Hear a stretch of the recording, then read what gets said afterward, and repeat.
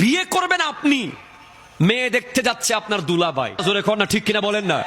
মেয়ে দেখতে নিচ্ছেন আপনার তালতো ভাই, আপনার খালতো ভাই, আপনার মামতো ভাই, আপনার স্বাস্থ্য ভাই, একটা বড় হাইজ ভরে মেয়ে দেখতে নিয়ে গেছেন, পছন্দ আপনার হয়েছে ঠিক, অমুক বলতেছে একটু বাইকটা মনে হয়েছে, তমুক বলতেছে একটু বাঁকা মনে হয়েছে, এই করতে করতে আপনার আর বিয়ে হচ্ছে না। ছেলে কি করে? চাকরি করে। সরকারি না বেসরকারি? কয় সরকারি। বেতন কত? এত। শহরে রাখতে পারবে তো মেয়েকে? এইভাবে এইভাবে এইভাবে বিয়েটা শেষ পর্যন্ত আর হয় না, ঠিক কিনা জোরে বলেন তো। আমি নিজে, আমাকে দেখেন, আমি যখন শাদী করছি আমি স্টুডেন্ট ছিলাম, মাত্র পাশ করেছি তথা মাস্টার্স রেজাল্ট দিয়েছে আর মাদ্রাসায় কামিল রেজাল্ট দিয়েছে। আমার শ্বশুর আব্বা এক পায়ে খাড়া, ওনার মেয়েকে দিয়ে দেবে।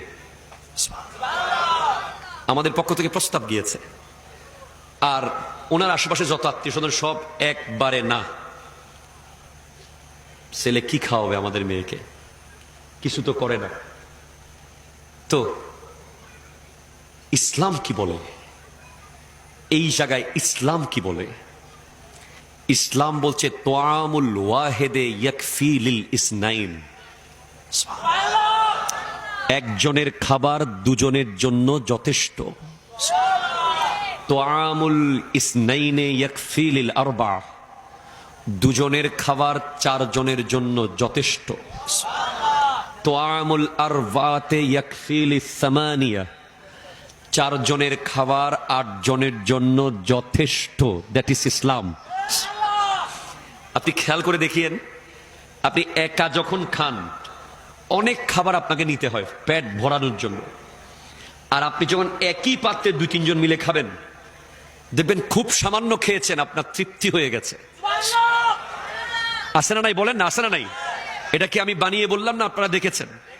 আপনি রমজান মাসে খেয়াল করিয়েন, যখন চনা আর মুড়ি মিক্স করেন, 7-8 জন একসাথে বসেন, এতটুকু এতটুকু পেয়েছেন, এতেই পেট ভরে তৃপ্তি হয়ে গেছে। আর নিজে যখন একা খান, ঘন্টার পর ঘন্টা খান, কাজ হয় না।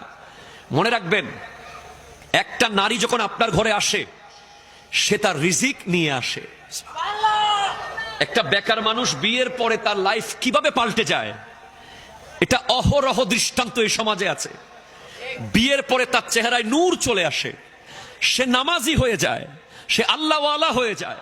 তার চাকরি এতদিন ছিল না, হঠাৎ চাকরি হয়ে যায়, একটা না একটা ব্যবস্থা তার হয়ে যায়।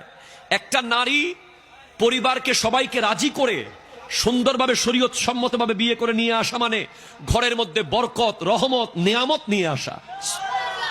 সুবহানাল্লাহ, জোরে বলেন না।